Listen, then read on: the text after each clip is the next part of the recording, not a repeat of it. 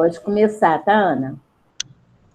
Tá, do livro Caminho, Verdade e Vida, pelo Espírito de Emmanuel, psicografia de Chico Xavier, capítulo 101, Tudo em Deus. Eu não posso de mim mesmo fazer coisa alguma.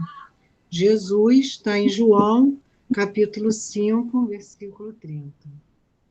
Constitui ótimo exercício contra a vaidade pessoal a meditação nos fatores transcendentes que regem os mínimos fenômenos da vida. O homem nada pode sem Deus. Todos temos visto personalidades que surgem dominadoras no palco terrestre, afirmando-se poderosas sem o amparo do Altíssimo. Entretanto, a única realização que conseguem, efetivamente, é a dilatação ilusória pelo sopro do mundo, esvaziando seus primeiros contatos com as verdades divinas. Quando aparecem temíveis, esses gigantes de vento espalham ruínas materiais e aflições de espírito. Todavia, o mesmo mundo que lhes confere pedestal projeta-os no abismo do desprezo comum. A mesma multidão que os assopra incumbe-se de repô-los no lugar que lhes compete. Os discípulos sinceros não ignoram que todas as suas possibilidades procedem do Pai amigo e sábio, que as oportunidades de edificação na terra, com a excelência das paisagens, recursos de cada dia e bênção dos seres amados, vieram de Deus, que os convida, pelo espírito de serviço, a ministérios mais santos. Agirão desse modo, amando sempre, aproveitando para o bem, esclarecendo para a verdade, retificando caminhos e acendendo novas luzes. Porque seus corações reconhecem que nada poderão fazer de si próprios e honrarão o Pai, entrando em santa cooperação nas suas obras.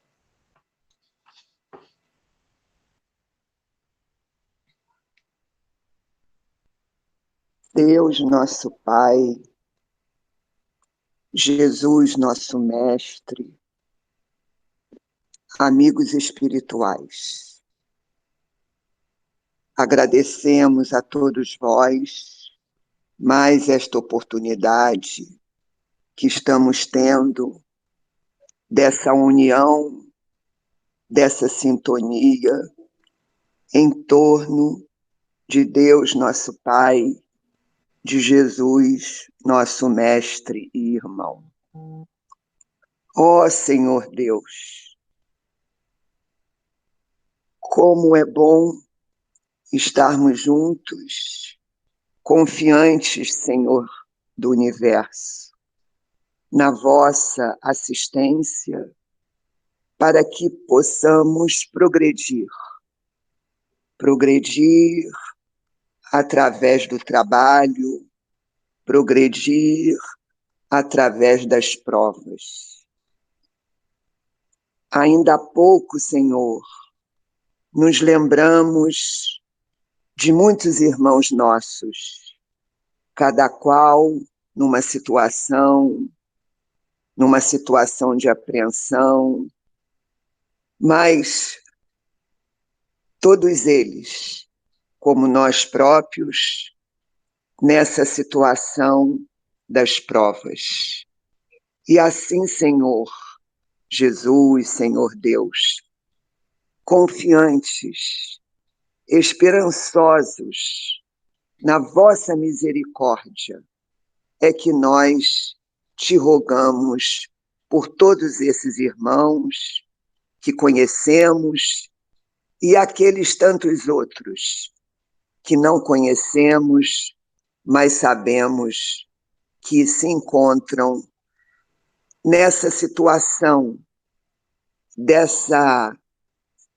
desse bom combate, como está escrito no Evangelho, que é o bom combate pela nossa melhoria, e mesmo ainda, Senhor Jesus, que estejamos imaturos como espíritos. Todos nós, de certa forma, estamos num progresso, mesmo que seja aparentemente estagnado.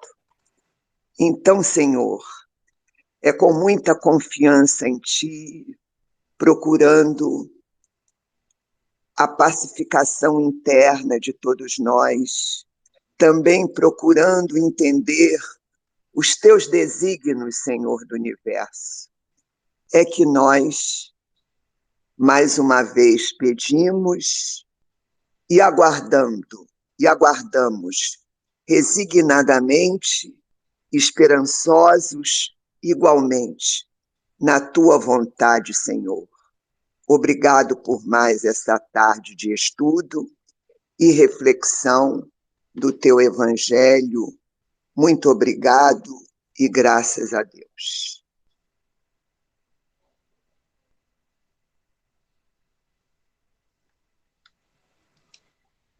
Essa página Tudo em Deus, né? Acho que a Ângela, na prece dela, foi muito feliz em falar que Ele é o Senhor do universo.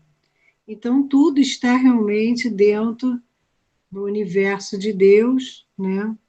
Que é o Senhor mesmo de tudo. E se Jesus diz, eu não posso de mim mesmo fazer coisa alguma, Ele deixa claro que tudo vem do Pai, né? Então, assim, o homem, quando ainda não consegue, né, ter essa visão de Deus, desse poder, dessa divindade, né, ele age como se fosse um Deus aqui na Terra, né? Muitos agem assim, né? Mas a gente vê nessa página muito bem elucidada por Emmanuel, né, que tudo está de acordo com nosso Pai Celestial, e que é a Ele que nós temos que honrar a nossa vida, a nossa trajetória, né? E tudo que temos que passar para nos aperfeiçoarmos aqui na Terra, tá? Foi bem resumido. Muito obrigada. Vou passar a condução do estudo para o Vanderlei.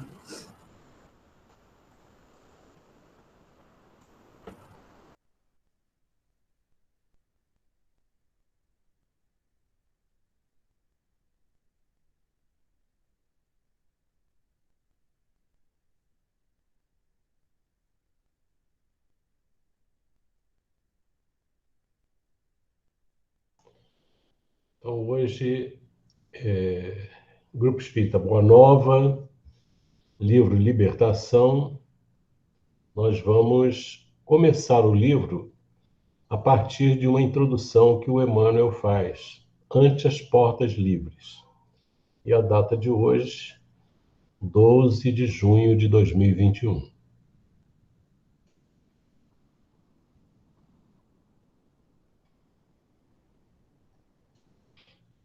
Pode passar, Gustavo. Isso. Os créditos. Xavier Francisco Cândido, Caminho, Verdade e Vida, pelo Espírito Emmanuel, 27ª edição, Rio de Janeiro, FEB, julho de 2006, capítulo 101, Tudo em Deus. E Xavier Francisco Cândido, Libertação, pelo Espírito André Luiz, 31ª edição, Rio de Janeiro, FEB, julho de 2008, introdução, Ante as Portas Livres. Pode lançar lá. Nós terminamos na semana passada o livro Libertação.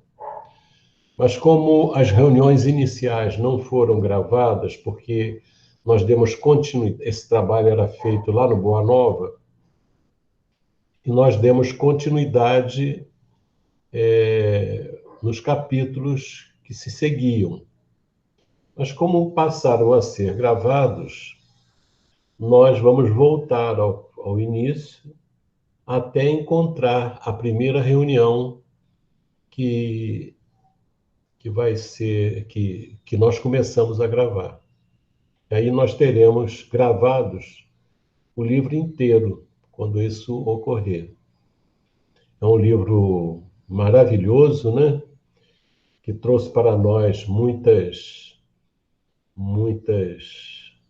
oportunidades de aprendizado em vários sentidos e que traz para nós, enriquece a nossa alma e o nosso conhecimento, não como um conhecimento só para ilustração, mas de interesse prático em nossas vidas, com a visão que ele abre, para nós entendermos como funcionam as interferências espirituais, tanto dos espíritos inferiores quanto dos espíritos superiores.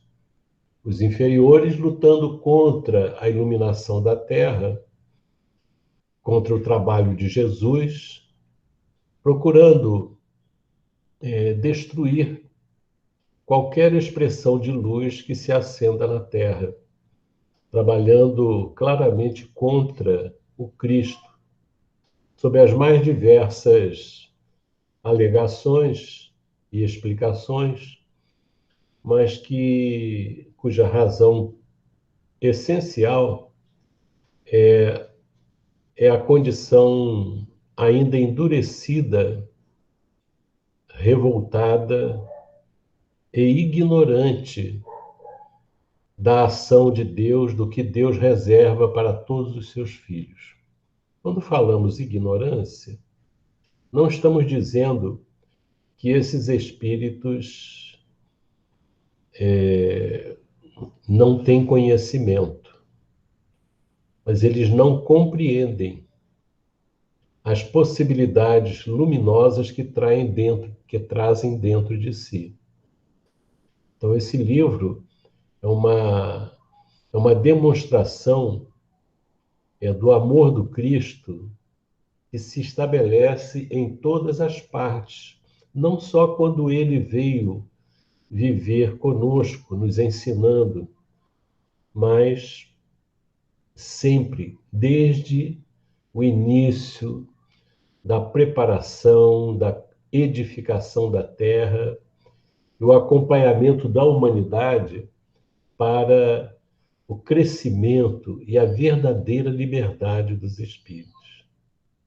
Mas no estágio desse tipo de ignorância em que nos colocamos, muitas vezes, nós não conseguimos perceber a grandiosidade de Deus e a grandiosidade das nossas almas. É como se nós, os espíritos desviados, revoltados, orgulhosos, egoístas, não conseguissem enxergar que dentro deles está a presença de Deus, né? E aí a gente observa essa atividade de amor daqueles que não ignoram mais, que sabem, que conhecem, que sentem e que descem das esferas mais elevadas para o socorro àqueles que ainda se debatem nessas sombras criadas por eles mesmos. Vejamos que os espíritos inferiores não vivem nas sombras como se eles fossem colocados nas sombras. Não. Eles vivem nas sombras que eles criam, que eles alimentam. No momento em que o espírito decidir ouvir, entregar as suas armas de autodefesa, é uma defesa da própria infelicidade. Quer dizer, eles lutam para gerar a infelicidade alheia, mas às vezes demoram muito para compreender que esse trabalho é inglório e que, na verdade, eles também estão trabalhando contra a própria felicidade. Então, isso vai demandar tempo, embora o tempo não seja a única variável na mudança das posições. tempo é necessário, e Deus nos dá o tempo que nós quisermos, mas com o custo do adiamento das esperanças, da felicidade que nós podemos usufruir. Então, a revolta cega, a rebelião da criatura, gerando esses conflitos, atrasa não apenas o progresso do mundo, embora não possa evitar o progresso do mundo, mas atrasa principalmente o progresso de quem age dessa forma. Mas a gente vê ao lado, vê assim o amparo divino descendo aos homens, através daqueles que despertaram para um processo de socorro, perante o qual esses próprios espíritos reagem contra, como se fossem ser prejudicados. Então, essa obra é uma obra que mostra, que impressiona, de um lado, pela organização dessas hostes infelizes que atuam na Terra há tantos séculos, né? Mas também e principalmente o poder divino que gradativamente vai iluminando os corações que se libertam dessas zonas tenebrosas. Então é uma mensagem de esperança. Não descarta, não diminui, não subvaloriza o poder que esses espíritos inferiores têm, mas que eles têm baseados na inferioridade dos homens que caem nas suas malhas. Destaca principalmente o poder do amor, né? O poder de criação, de sustentação da vida, no seu mais alto sentido, que o Cristo veio trazer para nós. Então, nós vamos começar fazendo a leitura dessa parte inicial. Vamos fazer uma leitura completa e depois nós vamos voltar passo a passo para ver o que nós podemos extrair, como nós temos feito nos nossos estudos, né? Deixa eu ver quem que eu vou pedir para fazer essa leitura. Ivete, você está com o microfone bom aí? Você quer ler para a gente? Olha, a minha boca hoje está meia Ah, esquisita.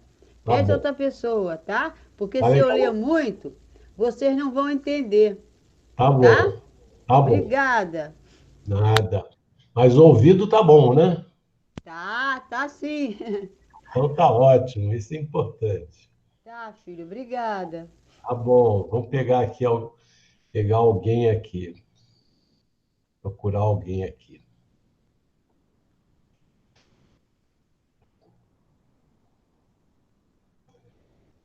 Vou pegar meu amigo João Emílio. Todos os outros são meus amigos também, viu? Vamos lá. Boa tarde, gente.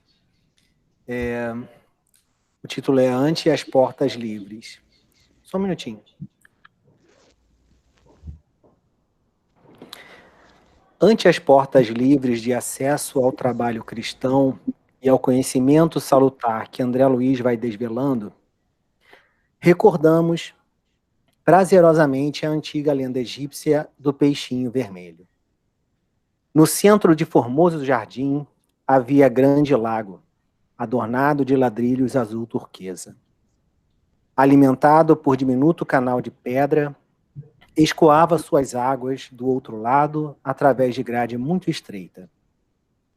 Nesse reduto acolhedor, vivia toda uma comunidade de peixes a se refestelarem, nédios e satisfeitos em complicadas loucas frescas e sombrias.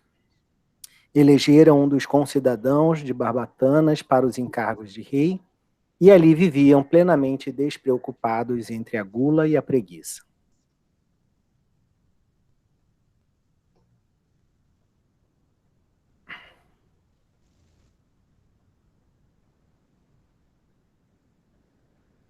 Junto deles, porém, havia um peixinho vermelho menosprezado de todos.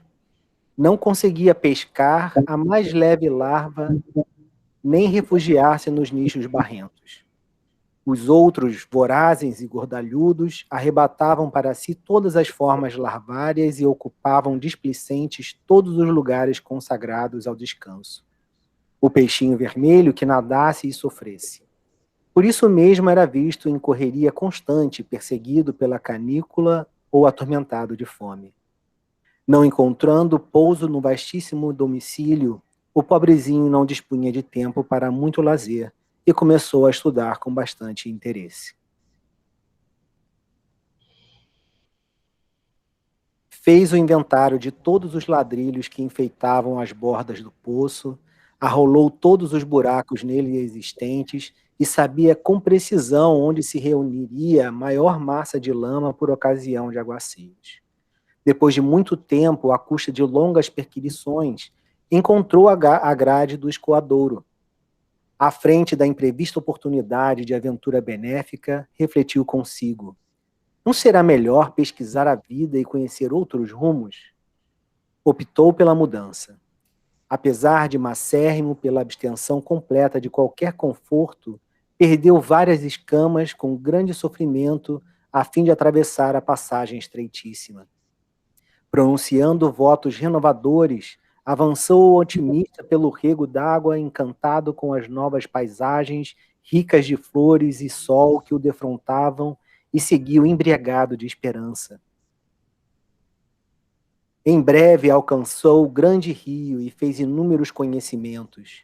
Encontrou peixes de muitas famílias diferentes que com ele simpatizaram, instruindo-o quanto aos percalços da marcha e descortinando-lhe mais fácil roteiro. Embevecido, contemplou nas margens homens e animais, embarcações e pontes, palácios e veículos, cabanas e arvoredo. Habituado com o pouco, vivia com extrema simplicidade, jamais perdendo a leveza e agilidade naturais. Conseguiu desse modo atingir o oceano, ébrio de novidade e sedento de estudo. De início, porém, fascinado pela paixão de observar, aproximou-se de uma baleia para quem toda a água do lago em que vivera não seria mais do que diminuta ração.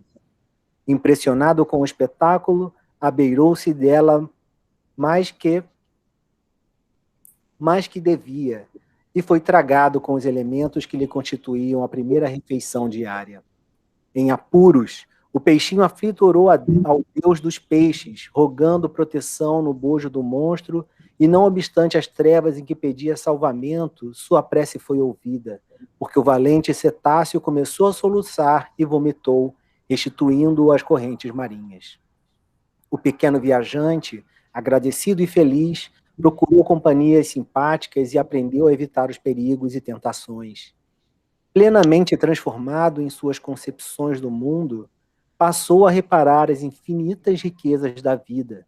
Encontrou plantas luminosas, animais estranhos, estrelas móveis e flores diferentes no seio das águas.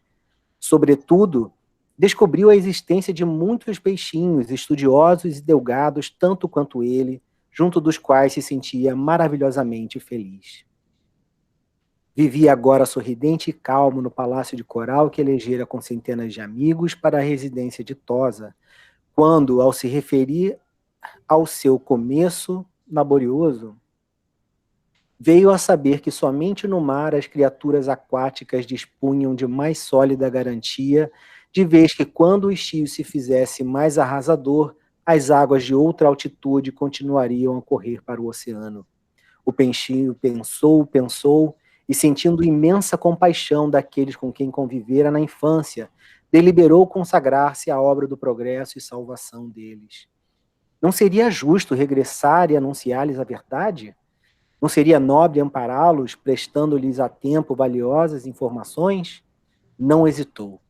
Fortalecido pela generosidade de irmãos benfeitores que com ele viviam no palácio de Coral, empreendeu comprida viagem de volta. Tornou ao rio, do rio dirigiu-se aos regatos, e dos regatos se encaminhou para os canaizinhos que o conduziram ao primitivo lar. Esbelto e satisfeito, como sempre, pela vida de estudo e serviço a que se devotava, varou a grade e procurou ansiosamente os velhos companheiros. Estimulado pela proeza de amor que efetuava, supôs que o seu regresso causasse surpresa e entusiasmo gerais. Certo, a coletividade inteira lhe celebraria o feito, mas depressa verificou que ninguém se mexia. Todos os peixes continuavam pesados e ociosos, repimpados nos mesmos ninhos lodacentos, protegidos por flores de lótus, de onde saíam apenas para disputar larvas, moscas ou minhocas desprezíveis. Gritou que voltara a casa, mas não houve em quem lhe prestasse atenção, porquanto ninguém ali havia dado pela ausência dele.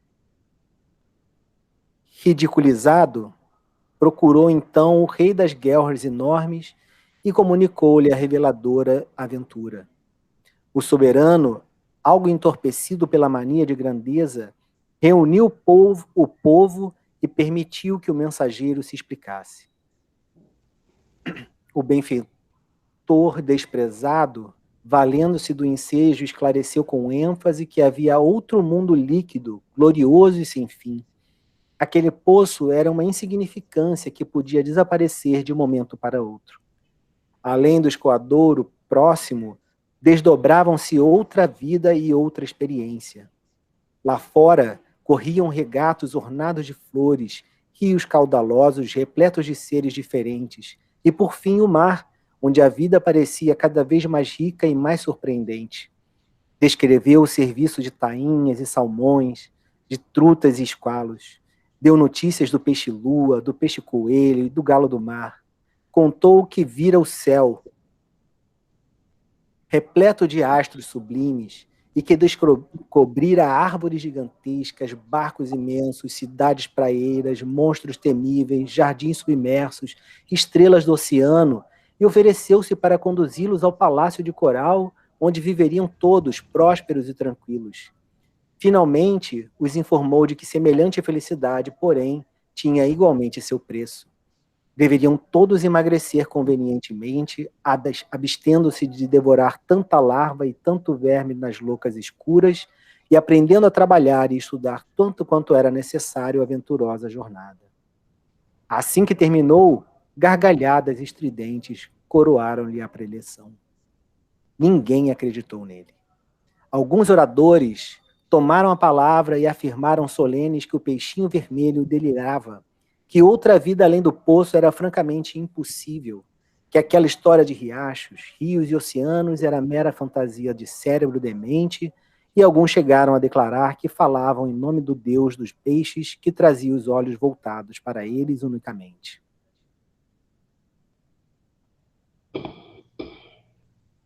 O soberano da comunidade, para melhor ironizar o peixinho, dirigiu-se em companhia dele até a grade de escoamento e, tentando de longe a travessia, exclamou borbulhante: "Não vês que não cabe aqui nenhuma só de minhas barbatanas? Grande tolo, vai-te daqui, não nos perturbes o bem-estar. Nosso lago é o centro do universo. Ninguém possui vida igual a nossa." Expulso a golpes de sarcasmo, o peixinho realizou a viagem de retorno e instalou-se em definitivo no Palácio de Coral, aguardando o tempo. Depois de alguns anos, apareceu pavorosa e devastadora seca. As águas desceram de nível, e o poço onde viviam os peixes pachorrentos e vaidosos esvaziou-se, compelindo a comunidade inteira a perecer atolada na lama. O esforço de André Luiz buscando acender luz nas trevas é semelhante à missão do peixinho vermelho. Encantado com as descobertas do caminho infinito, realizadas depois de muitos conflitos no sofrimento, volve aos recôncavos da crosta terrestre, anunciando aos antigos companheiros que, além dos cubículos em que se movimentam, resplandece outra vida, mais intensa e mais bela, exigindo, porém, acurado aprimoramento individual para a travessia da estreita passagem de acesso às claridades da sublimação. Fala, informa, prepara, esclarece. Há, contudo, muitos peixes humanos que sorriem e passam entre a mordacidade e a indiferença, procurando loucas passageiras ou pleiteando larvas temporárias. Esperam um paraíso gratuito com milagrosos deslumbramentos depois da morte do corpo. Mas sem André Luiz e sem nós, humildes servidores de boa vontade para todos os caminheiros da vida humana, pronunciou o pastor divino as indeléveis palavras: a cada um será dado de acordo com as suas obras. Manuel Pedro Leopoldo, 22 de fevereiro de 1949. Legal essa história, né? Nossa, é difícil terminar ela sem chorar. É. Faz um apanhado geral aí da sua impressão dessa história do peixinho vermelho. Essa história, eu acho que é uma das histórias que qualquer pessoa que já leu André Luiz nunca esquece. Assim, eu lembro de ter lido a primeira vez a série André Luiz há 20 anos atrás, quando eu comecei a mocidade, comer essas coisas. E essa é uma das histórias que eu nunca esqueço. Eu admiro muito e agradeço muito a Deus a chance que André Luiz teve de passar esse conhecimento para nós, né? Então tem tantas coisas, eu acho que se eu falar alguma coisa agora em 3 minutos, 1 minuto, eu não vou conseguir nem arranhar a superfície de tantos ensinamentos que tem aqui. Então, eu acho que vale a pena a gente ler junto. Tá bom.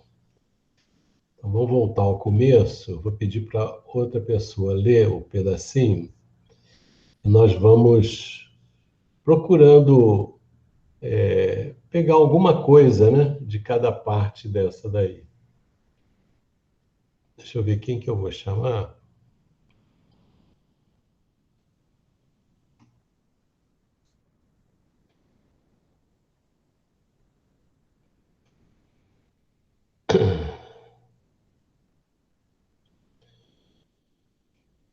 Vou pedir para o André Luiz, pode ser?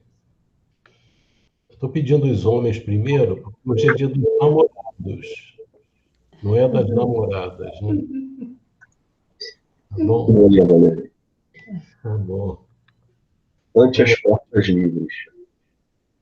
Ante as portas livres de acesso ao trabalho cristão e ao conhecimento salutar que André Luiz vai desvelando, recordamos prazerosamente a antiga lenda egípcia do peixinho vermelho. No centro de formoso jardim havia grande lago adornado de ladrilhos azul turquesa. Alimentado por diminuto canal de pedra, escoava suas águas do outro lado através de grade muito estreita. Nesse reduto acolhedor vivia toda uma comunidade de peixes, a se refestelarem, médios e satisfeitos em complicadas locas frescas e sombrias. Elegeram um dos concidadãos de Barbatanas para os encargos de rei, e ali viviam, plenamente despreocupados, entre a gula e a preguiça. Junto deles, porém, havia um peixinho vermelho, menosprezado de todos. Não conseguia pescar a mais leve larva, nem refugiar-se nos nichos barrentos. Os outros, vorazes e gordalhudos, arrebatavam para si todas as formas larvárias e ocupavam displicentes todos os lugares consagrados ao descanso. O peixinho vermelho que nadasse e sofresse. Por isso mesmo era visto em correria constante, perseguido pela canícula ou atormentado de fome. Tá bom. Vamos conversar aí sobre isso. O que você quer destacar aí, nesse trecho? O que Vamos chama mais a nossa... Vamos ver o sentido dessas palavras aí. Nédio, eu procurei aqui, significa brilhoso de gordura. por causa da gordura. Eles estavam gordos, né?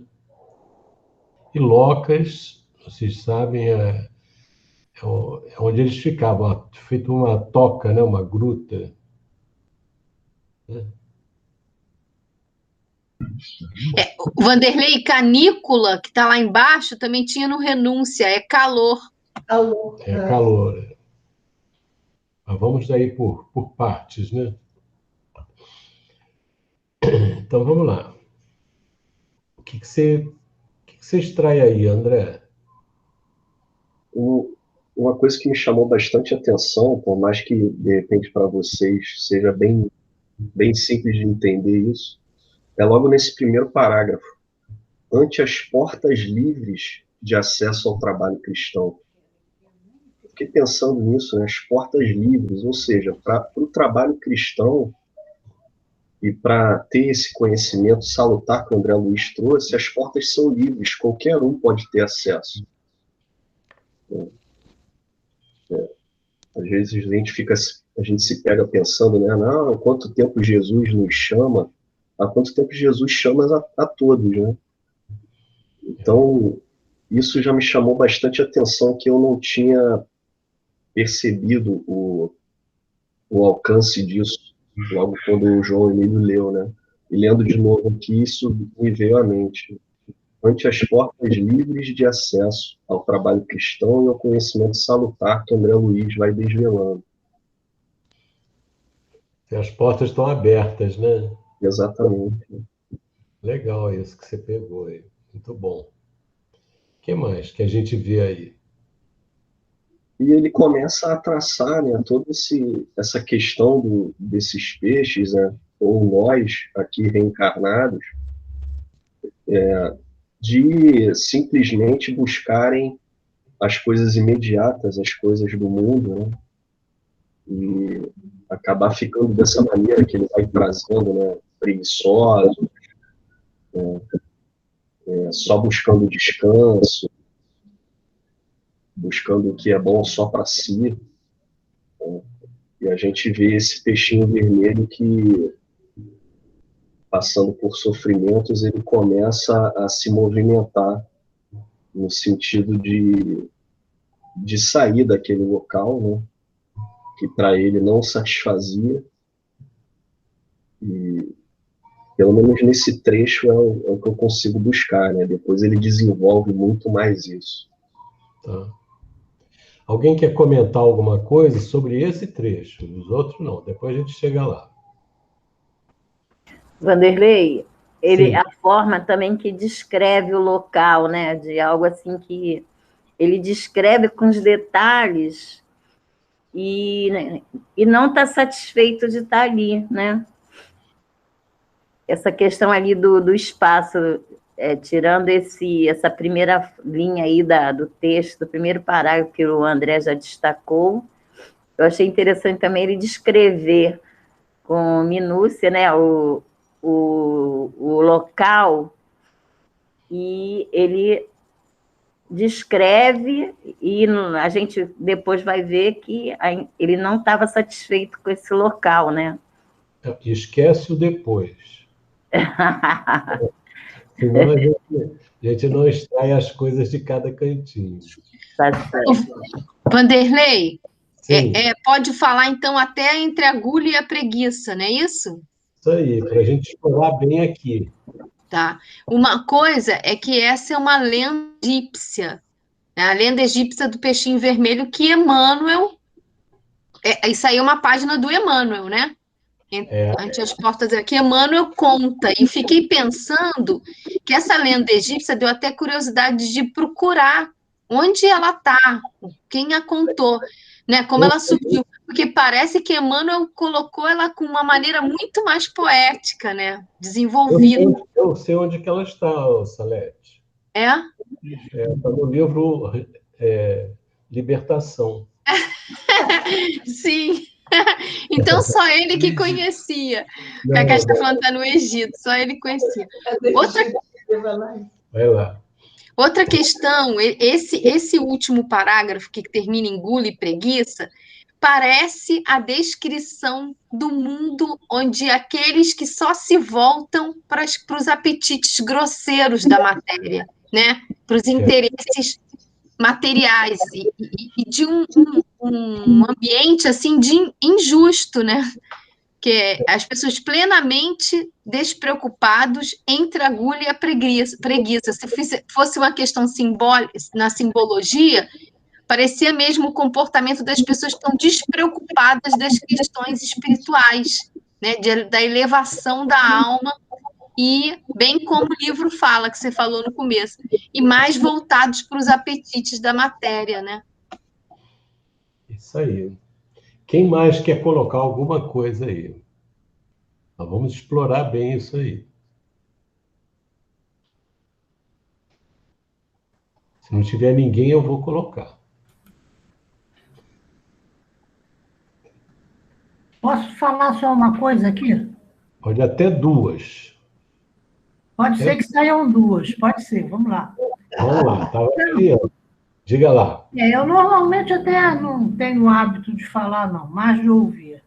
Mas o que eu achei aqui que chama atenção, já que a gente vai fazer um estudo mais aprofundado, a gente vai ver o seguinte: onde é que estava situado esse lago? No centro de Formoso Jardim. Legal. No centro de Formoso Jardim. Adornado de ladrilhos azul turquesa. Então, esse lago era muito bonito. Inclusive, o que estava em volta, também o jardim. Então, você vê que tudo ali era bonito. Os peixes podiam viver bem, podiam fazer. Aí, pela escolha deles, eles fizeram daquilo aquele está. Então, eu trouxe muito para o meu pensamento, para a minha reflexão, a Terra. Então, ela é linda. Ela tem tudo de bom. Tudo que a gente precisa, tudo lindo. E como é que a gente usa essas coisas?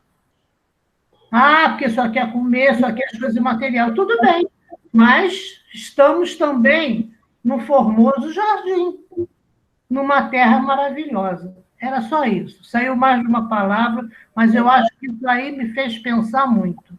Então, nós estamos num lugar maravilhoso. Muito que foi nos dado para morar, que tem tudo que a gente precisa. Obrigada. Sempre que você puder, compartilha com a gente essas observações. Foi muito legal isso. Mais alguém? Ok, obrigada. Mais alguém? Vanderlei, me chama a atenção da sabedoria dessa lenda e vindo ainda pelo povo egípcio, né? Então, isso é muito antigo, né? Provavelmente, com certeza, antes de Jesus. E eles trazem o conhecimento de quem realmente conhece alguma coisa melhor, né, do que a Terra. E eles não conhecem tudo. Então, isso já é uma coisa que eu estava pensando aqui. Até eu fiquei com a mesma curiosidade que a Salete. Depois eu vou procurar mais sobre essas lendas egípcias. É legal isso, né?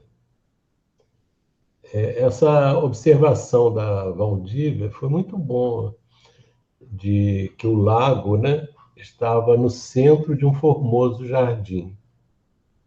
Eu pergunto o seguinte: vocês acham que os peixes que moravam dentro do lago, eles apreciavam esse formoso jardim? Eles viam?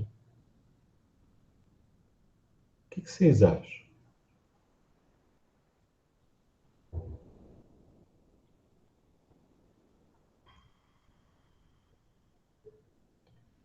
Eles levantavam assim, davam uma olhada, puxa, que jardim bonito. Será que eles faziam isso?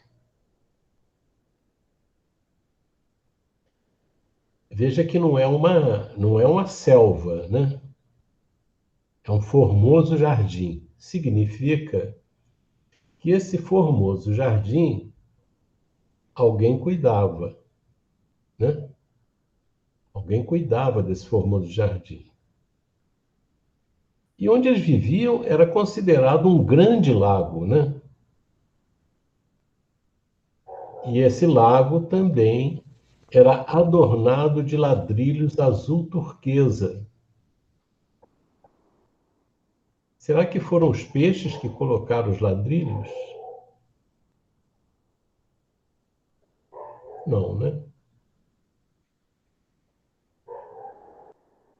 Então aí tem uma série de perguntas que os peixes poderiam fazer, né?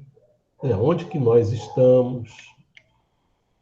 Quem é que cuida desse jardim? Quem é que enfeitou o lago com ladrilhos azul turquesa? Mostra uma série de situações, de coisas que iam além da percepção dos peixes. E olha só, ali embaixo diz que o lago era alimentado por diminuto canal de pedra e escoava suas águas do outro lado através de grade muito estreita. Então tinha uma grade. A gente observa que alguém fez isso, né? Alguém estabeleceu condições de beleza no jardim, de beleza no próprio lago, e alimentava o lago com um canal de pedra e colocou uma grade do outro lado para o vazamento das águas, né? Então, se tivesse algum peixe filósofo, ele perguntaria: quem foi que botou essa grade aqui? Quem é que cuida desse jardim? Quem é que fez esse lago, né? Mas eles estavam interessados nisso? E saber além daquilo que eles queriam? Eles estavam interessados em quê? Em que os peixes estavam interessados? Hein? Em se refestelarem. Nas sensações. As sensações.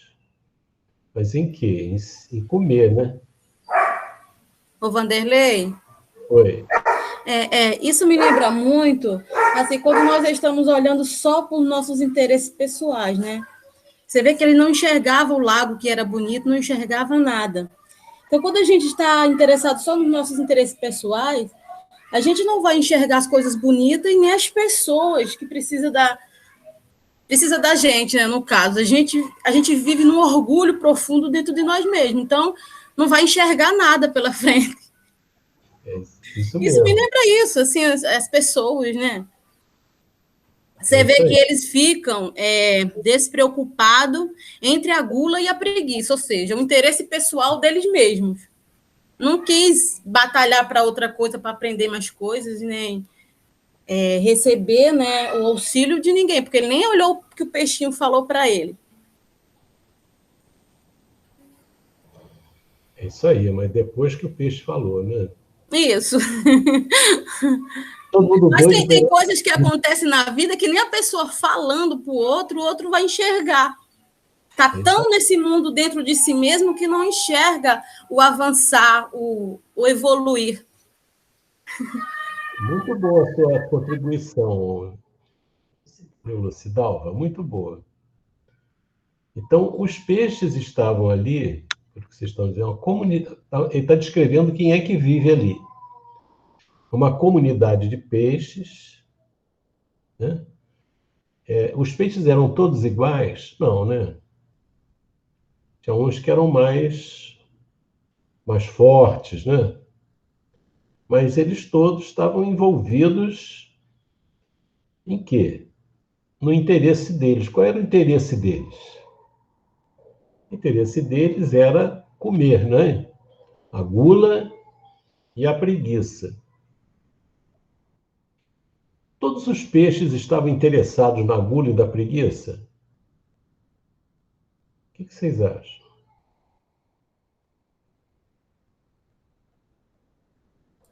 Menos o nosso herói. Ele não estava, não? Ele estava interessado até a hora que ele não conseguiu, né? Muito legal. Quer dizer, na verdade, até o peixinho vermelho estava querendo satisfazer a fome dele, né?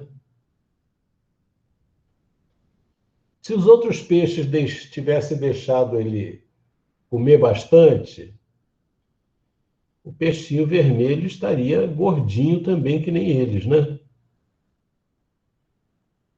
Mas eles achavam que não podiam abrir mão do que eles estavam comendo. Isso parece com a nossa sociedade?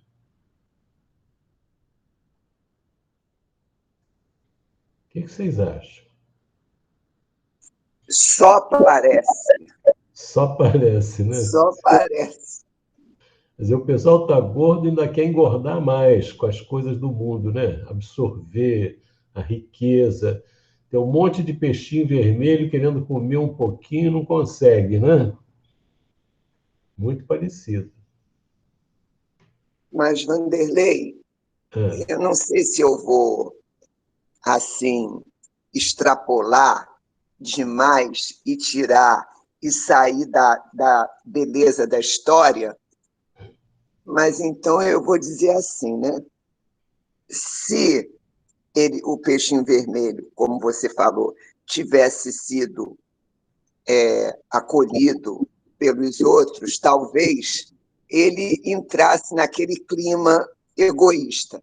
Mas aí é que vem... Mas o que eu quero dizer é o seguinte, que muitas vezes, quando nós, na atual existência, temos um planejamento de vida, e aí entra, vamos dizer assim, as situações de aprendizado para cada um de nós começa a aparecer, nos trazendo certa dificuldade, justamente para que a gente possa sintonizar melhor, né?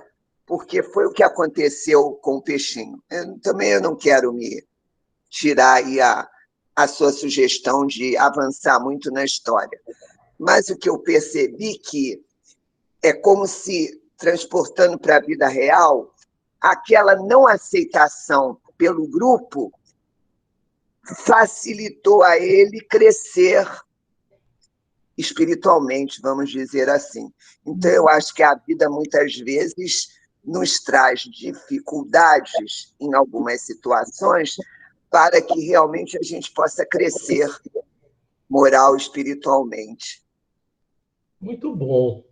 Muita facilidade não ajuda nada, né, em certas situações. Eu estou com a impressão que aqui só tem peixinho vermelho, doido para sair do lago. Né? Estou não querendo ir lá para frente, mas foi ótimo, foi muito bom, a gente vai chegar lá. Mas é isso mesmo.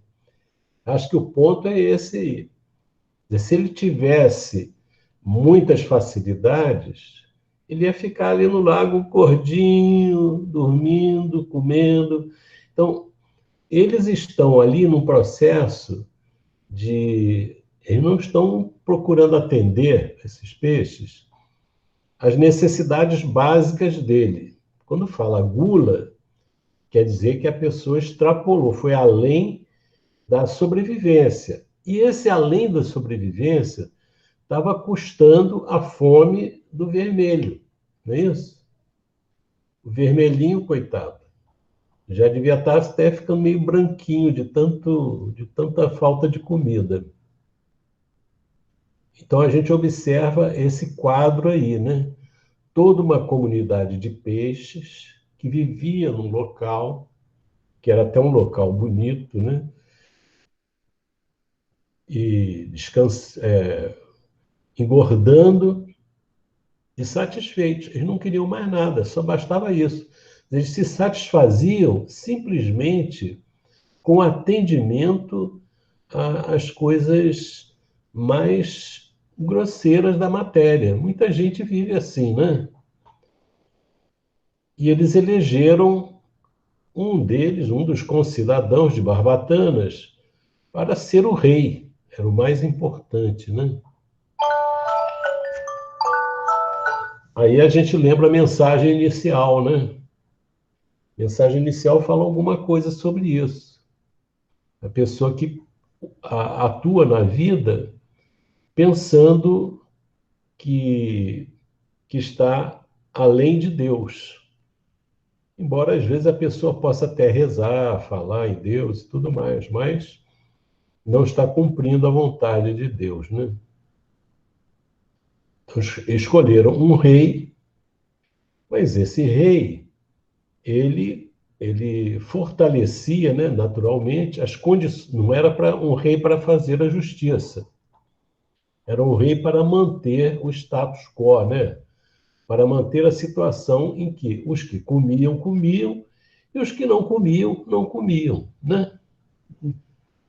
Para eles viverem, e eles viviam e estavam satisfeitos. Mas eles não pensavam, não analisavam se todo mundo estava se alimentando. Não, cada um pensando em si, né? Cada peixe pensando em si. Na hora que faltar alguma coisa, ele vai tentar fazer outra coisa. Vanderlei, longe de ser aquela civilização completa que está no Livro dos Espíritos, né? Longe de ser, tá? A civilização é uma aristocracia do mais forte, né, ainda, né? E viviam despreocupados, né? Comendo e na preguiça. Aí a gente vê, quando a gente sentir preguiça de fazer alguma coisa boa, a gente lembra dos peixinhos gordos, né? Então, junto deles, porém, havia um peixinho vermelho menosprezado de todos, né? Não conseguia pescar a mais leve larva, não sobrava nada, nem refugiar-se nos nichos barrentos. Muito bom, né? Não conseguia comer, ele estava passando fome, né? As necessidades básicas dele não estavam sendo atendidas. É interessante que quando falta o necessário para alguns, significa que os que estão tendo mais do que o necessário só estão na horizontalidade da vida. Não estão indo além, não estão subindo, né? Estão, assim, presos apenas na matéria. Estão satisfeitos materialmente, está tudo bem, né? Tudo bem. Mas está faltando do outro. E ele não consegue enxergar isso, ou se enxerga, não tem interesse em abrir mão, em alimentar aquele que tem fome, o peixe vermelho. Ele tem uma impressão que ele está dominando, mas, na verdade, ele não está crescendo, né? Como a Ângela estava falando, né? E vocês falaram, todos aí falaram. Muito bom. Vamos continuar, então. Vou pedir a Lucidalva. Lucidalva, lê aí para a gente. Parou aonde? Começa junto deles, só para pegar o jeitinho. Tá. Junto deles, porém, havia um peixinho vermelho, menosprezado de todos. Não conseguia pescar a mais leve larva, nem refugiar-se nos nichos barrentos. Os outros, vorazes e gordaludos, arrebatavam para si todas as formas lávárias e ocupavam simplesmente todos os lugares consagrados ao descanso. O peixinho vermelho que nadasse e sofresse. Por isso mesmo era visto em correria constante, perseguido pela canícula ou atormentado de fome. Não encontrando pouso no vastíssimo domicílio, o pobrezinho não dispunha de tempo para muito lazer e começou a estudar com bastante interesse. Fez o inventário de todos os ladrilhos que enfeitavam as bordas do poço. Arrolou todos os buracos nele existentes e sabia, com precisão, onde se reuniria maior massa de lama por ocasião de aguaceiros. Tá bom, tá bom. Olha, você leu muito bem. Obrigada. Muito bem, muito bom mesmo. Agora, comenta pra gente, por favor. Vamos lá, vamos ver se eu... Conta pra gente aí o que sobrava pro peixinho vermelho. Ele teve que lutar, né, Vanderlei, sozinho, né, para conseguir comer. Vamos dizer assim, o que eu estou entendendo é que os outros faziam com que ele sofresse, né, que ele que nadasse, que fosse procurar comida em outro lugar. Ninguém dava importância para ele, né? Ninguém tinha tempo para ajudar ele a fazer nada. Mas, por outro lado, tudo isso que aconteceu foi bom porque ele soube lutar pela vida dele sozinho, né? E ir mais longe, mais além, né? Assim como ele começou a estudar para sair desse lugar. Ô, minha jovem. Oi. Você está doida para sair do lago. Vamos ficar no... Vamos lá. Explora o que tem aí. Eu queria saber o que é nicho. Nicho é um lugarzinho, é um lugar. Esse é um canto. Uma coisa em que as pessoas ficam ali e tomam conta. Por exemplo, existem empresas que descobrem um nicho no mercado, ou seja, um lugar que é lucrativo, que eles se dão bem e eles ficam ali, eles descobrem. Às vezes ninguém via aquilo ali, eles chegam a descobrir. Então, o nicho é um cantinho, né? Você, dentro de casa, você tem um nicho ali que você bota, enfeita, fica bonito. É os nichos barrentos. Quer dizer, ele não só não conseguia pescar, a mais leve lá estava passando fome, né? Sim. Nem conseguia ficar nos lugares em que eles ficavam descansando, né? Sim. Tá certo? O que mais que você vê aí? Ele não tinha repouso, né, Vanderlei? Não tinha repouso. E nem lazer. Nem lazer. Mas isso, por um lado, isso foi bom para ele estudar, né? E ele sair daquilo ali. Você está doida para sair do lago. Boa. Aí o que ele fez? Ele começou a estudar. Estudar. Olha, o que ele estava estudando? Estava estudando o quê? Uma forma de sair daquilo tudo, né? Não, ele estava estudando o local em que ele estava, para conhecer aquilo ali. Ele ainda não estava pensando em sair daquilo, ele estava pensando em conhecer aquilo ali, explorar bem. Os outros não. Será que ele conseguiu enxergar, Vanderlei, esse lago bonito que tinha ao redor dele? O que você acha? Bom, pelo que a história está falando, eu acho que sim, né? Tanto que ele saiu de lá. Ele não ficou naquele lamaceiro que os outros ficaram. Você continua querendo sair do lago. Mas não, o peixe só olha dentro d'água, né? Sim. Ele só está olhando dentro d'água. Acho que ele não conta aqui na história que ele ficava, poxa, esse lugar é tão bonito, mas não sobra comida para mim. Ele não está falando isso. Ele começou a pesquisar o quê? Começou a pesquisar o lago onde ele vivia, não é isso? Sim. Aí ele foi olhando tudo, olhando com bastante interesse. Ele fez o inventário de todos os ladrilhos que enfeitavam as bordas do poço, arrolou todos os buracos nele existentes e sabia com precisão onde se reuniria maior laça de lama por ocasião de aguaceiros, né? Ele pesquisou aquilo tudo ali.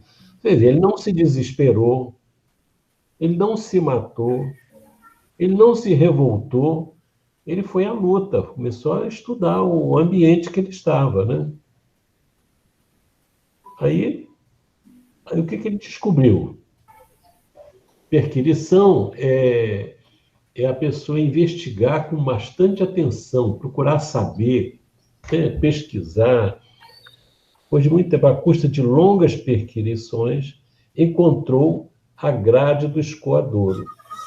Vanderlei, o que é arrolou? Cadê? Arrolou. Quer dizer, ele reuniu as informações todas. Arrolou todos os buracos. Quer dizer, ele como se tivesse cadastrado todos os buracos, anotado quais os buracos que tinham lá, entendeu? Uhum. Arrolou todos os buracos. Ele conhecia todos os buracos, né? Identificava tudo, tá? Identificou tudo.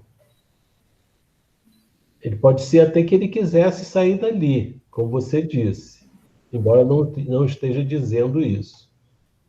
Mas aí ele encontrou a grade do escoador, ele acabou encontrando essa grade. Né?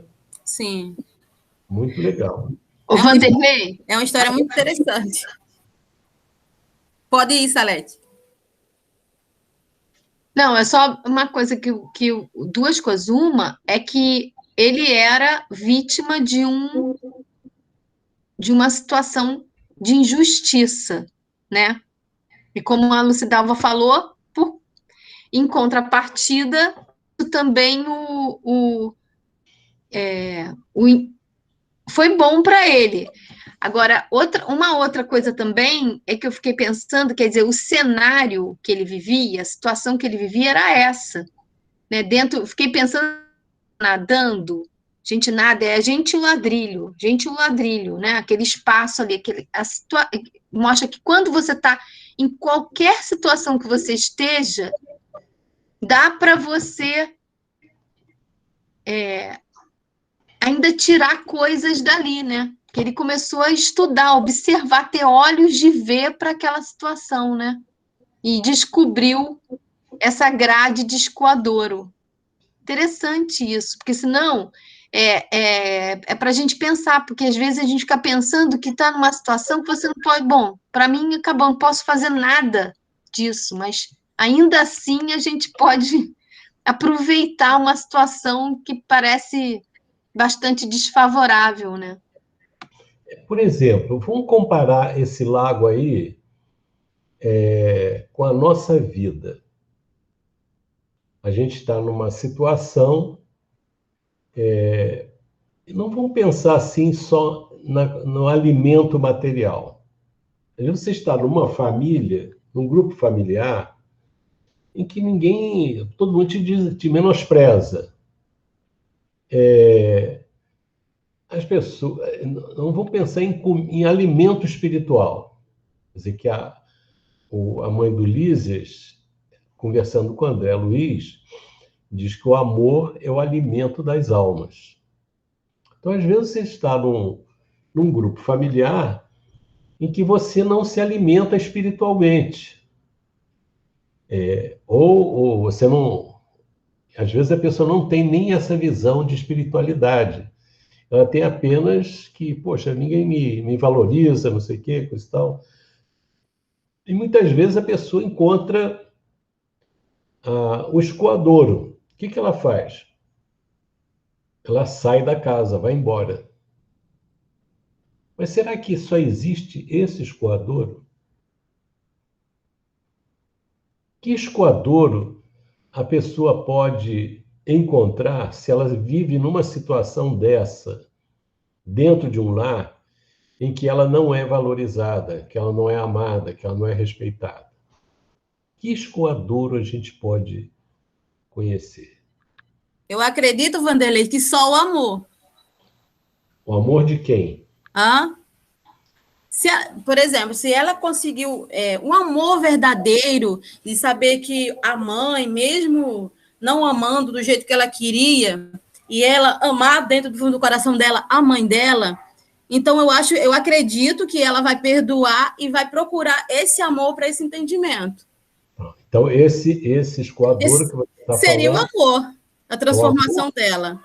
É o amor que está dentro dela. Isso. Né? Porque a situação está difícil porque os outros não a amam. Né? Mas ela pode resolver isso desenvolvendo o amor dentro de si. Não é isso? Isso. Você falou, né? Muito bom. Então, e o que ela fez? Ela começou, o peixinho começou a estudar, né?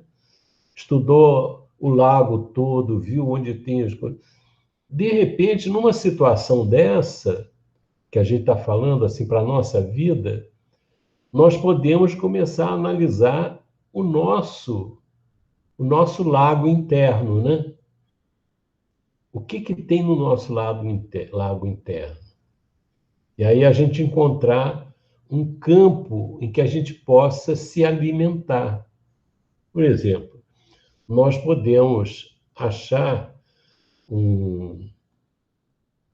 uma fresta que nos leve à prece, à oração, e que nós vamos buscar o alimento espiritual para poder até alimentar as pessoas que estão à nossa volta, não com alimento material apenas, mas com esse alimento espiritual que as pessoas desconhecem. Né? Tá bom. Vamos prosseguir. Alguém quer comentar alguma coisa desse trecho? Não, né? Então vamos pedir para Cláudia Braga ler para a gente. Depois da grade do escoadouro. Deixa eu subir que eu vou ler. Tá.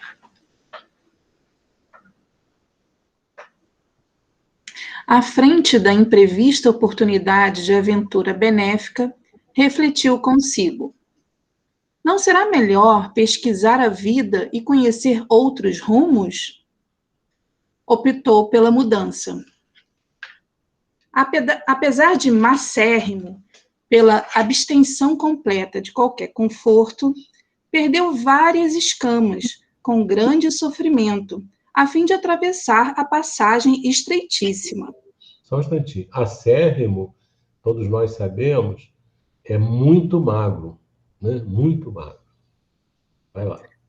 Pronunciando votos renovadores, avançou otimista pelo rego d'água, encantado com as novas paisagens, ricas de flores e sol que o defrontavam. E seguiu, embriagado de esperança. Em breve, alcançou grande rio e fez inúmeros conhecimentos. Encontrou peixes de muitas famílias diferentes, que com ele simpatizaram. Instruiu-o quanto aos percalços da marcha e descortinando-lhe mais fácil o roteiro. Embevecido, contemplou nas margens homens e animais, embarcações e pontes, palácios e veículos, cabanas e arvoredo. Habituado com o pouco, vivia com extrema simplicidade, jamais perdendo a leveza e agilidade naturais. Conseguiu, desse modo, atingir o oceano, ébrio de novidade e sedento de estudo. Tá bom, vamos parar aí. Traz para a gente a sua visão aí. Descortinou, né? Um novo horizonte para o peixinho vermelho. Eu acho tão bonita essa história também, fico encantada.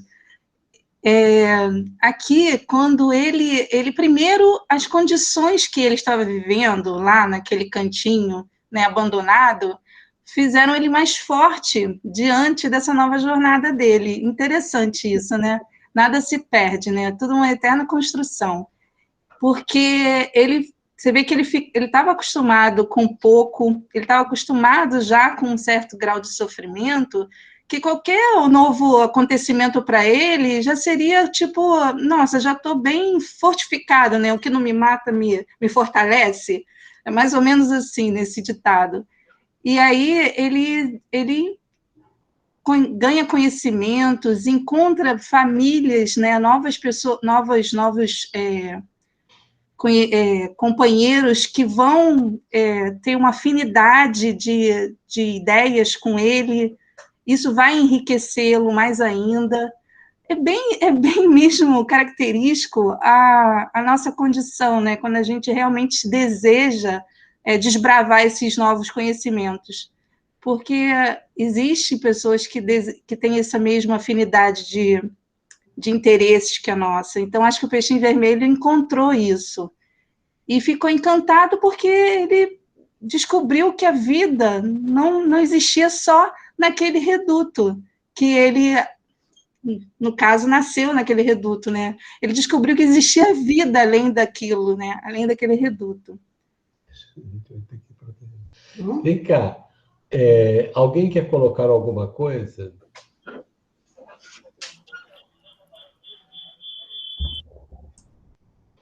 Vanderlei? Vanderlei.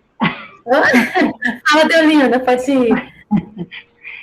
Eu achei interessante quando ele fala ali que, apesar dele ser magro, ele perdeu várias escamas, né? E eu vejo assim, transportando para a gente, mesmo a gente tendo conhecimento, mesmo a gente buscando, né, tendo esperança de dias melhores, essas coisas todas, para a gente alcançar alguma coisa e ficar definitivo na gente, na nossa alma, a gente perde, né, essas escamas aí. A gente perde o nosso orgulho, a nossa vaidade.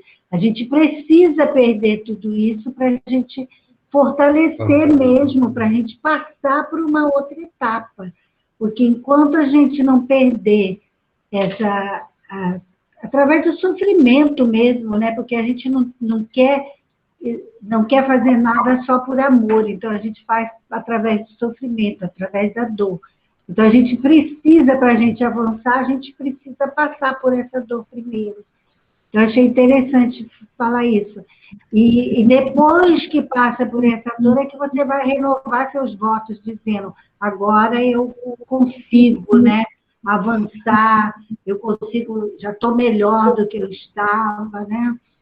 Já tenho mais esperança dentro de mim, de que vou conseguir, de que eu vou ser melhor do que fui ontem, né? Eu vejo assim também. Legal.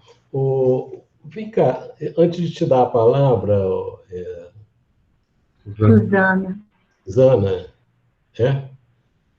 É a Suzana? Sim. Suzana, antes de dar a palavra, vou aproveitar essas escamas aí. Vocês lembram de alguma coisa relativa às escamas nos livros que a gente leu? Saulo de Tarso, das escamas, né? Quando ele vai falar com Ananias, né? Se não me engano, que ele é como se tivesse saído de escamas, né? Muito legal. O Ananias cura ele sente como se caíssem escamas nos olhos dele. Quer dizer, é um sofrimento para ele aquilo ali, né? Mas ele conseguiu ver quando as escamas caíram, né? Feito escamas, né? O Peixinho Vermelho, ele mesmo magrinho, ainda teve que perder umas escamas. Meu Deus do céu, né? Vamos ter que ter muita escama aí. Diga aí, quantas Suzana. nós temos ainda, né? É verdade. Diga aí, Suzana. Eu queria destacar essa primeira frase, né? À frente de imprevista oportunidade de aventura benéfica. A gente também tem oportunidades, né, diante da vida, de mudar o rumo das coisas, né? Imprevistas, acontecem, né? E a gente tem que estar alerta para isso, né? Das oportunidades que a vida nos traz de mudar o rumo das coisas que não estão boas, né? E ele soube aproveitar isso, né? É só isso que eu queria destacar. Legal. Agora, será que toda aventura é benéfica? Com certeza não. Em geral, quando a gente fala aventura, a gente até nem liga a coisa benéfica, né? É verdade. Então, a gente começa a ver que a pessoa tem que analisar, né? Aquela oportunidade, que às vezes a oportunidade pode ser uma armadilha, né? Uma imprevista oportunidade de aventura benéfica. Mas, no caso, era uma aventura benéfica para ele, né? A pessoa não pode embarcar em qualquer aventura, né? Tem que analisar para ver se aquela experiência tem possibilidade de ser benéfica, ou se a pessoa apenas está embarcando numa aventura com o objetivo apenas de se livrar de uma situação. A ideia não é se livrar de uma situação, é a pessoa construir uma situação importante, né? O peixinho fez isso, né? Porque ele pensou. Ele optou pela mudança, ele pensou, né? Ele não fez sem pensar, né? Ele avaliou se aquilo ali poderia trazer um benefício, né? Ele refletiu, né? Ele está ali, refletiu consigo. Vanderlei. Sim, pode falar. Aí eu me lembrei, fruto das suas palavras e da Suzana, daquele tipo de classificação que Allan Kardec faz das pessoas que, conhecendo os fenômenos espíritas, algumas conseguem se transformar moralmente, ou pelo menos se esforçam, e outras que apenas se deslumbram, porque o peixinho, ele não apenas se deslumbrou com o mundo que ele viu, né? Ele percebeu que era um mundo mais justo.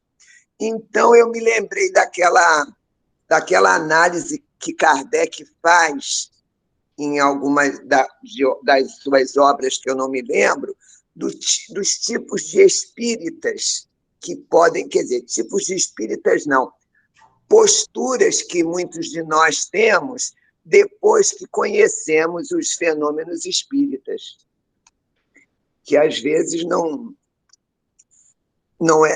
vai dar bons frutos, né? Só fica no maravilhoso. Gustavo, quer falar? Não, eu ia... O Vanderlei, é o João Emílio. João Emílio? É porque essa parte dá tantas interpretações que eu pensei, das escamas, eu também concordo com a Suzana, com a Diolinda, de perder algumas coisas, mas como ele estava indo para outro mundo, é como se ele pudesse estar desencarnando e vendo um mundo novo, né? Então, eu pensei nisso também. Mas eu acho que tem mais a ver com perder os vícios, né? Para você se renovar. Com relação a essa pergunta que você fez agora, um pouco antes, ele estudou muito, né? Então, ele não estava despreparado para identificar se a oportunidade era boa ou ruim, porque ele foi atrás para conhecer onde ele estava vivendo, e de repente eu senti isso, né? Que se alguém escreveu essa lenda aí, ele teve esse cuidado de mostrar que a pessoa, antes dela ela fazer essa mudança, ela tem que se preparar para isso, estudar e tentar entender como que faz para vencer as dificuldades. Então, parece que tem esse aspecto também.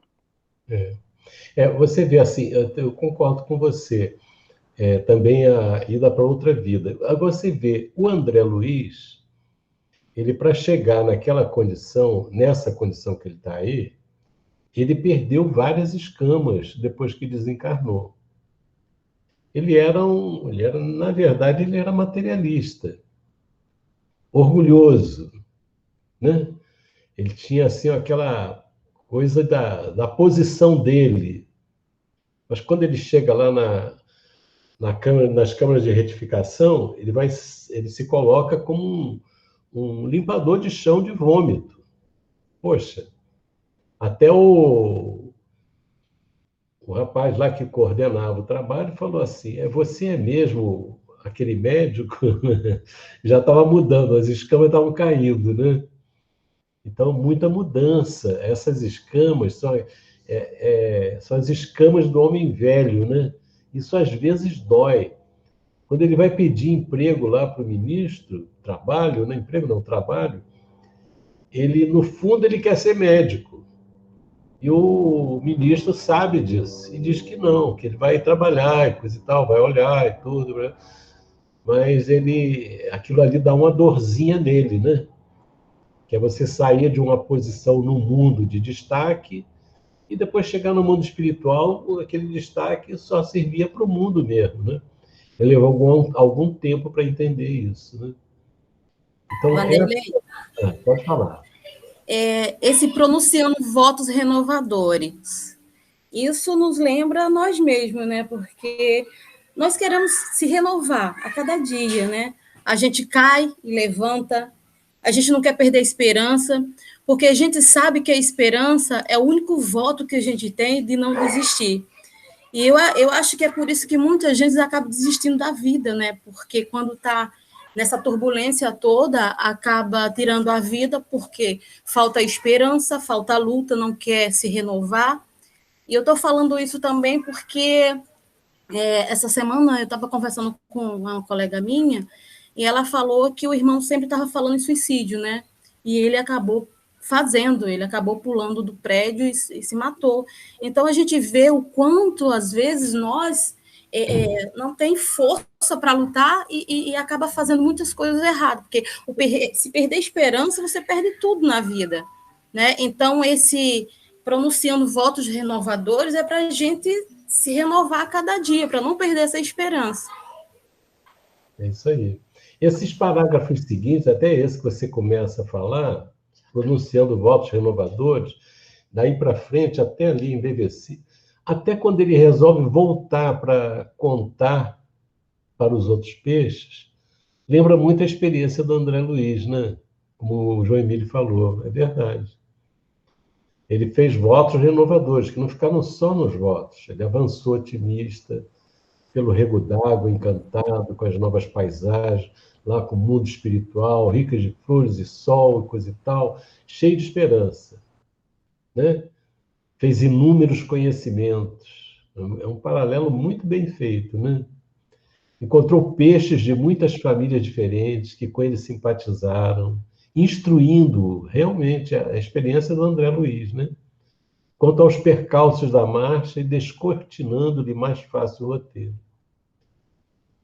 Muito legal, né? Vanderlei, eu também lembrei de Kardec, né? Quando ele encontra aquelas respostas e ele identifica as questões que ele sempre tinha lá dentro dele.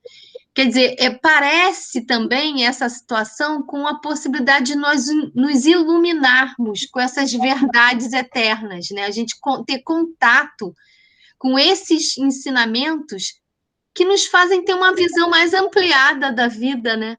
E que iluminam, renovam nossas esperanças, pronunciam votos renovadores. A gente olha para a nossa vida com outros olhos, levando em conta esses conhecimentos, né?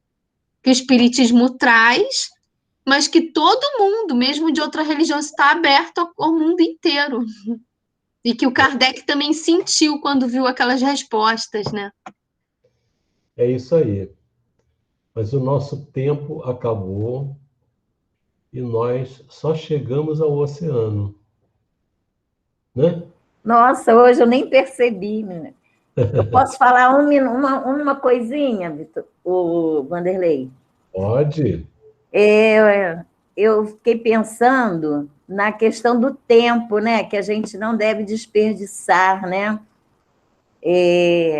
Quando ele fala lá, né, que ele não tinha tempo para o lazer, aí o que ele fez? Ele foi estudar com bastante interesse, né? Para poder ele desmembrar tudo isso aí que a gente está lendo. Então, e nesse livro que a gente faz a leitura da mensagem, a primeira mensagem é o tempo, né? Que Emmanuel descreve para a gente, da gente valorizar o tempo.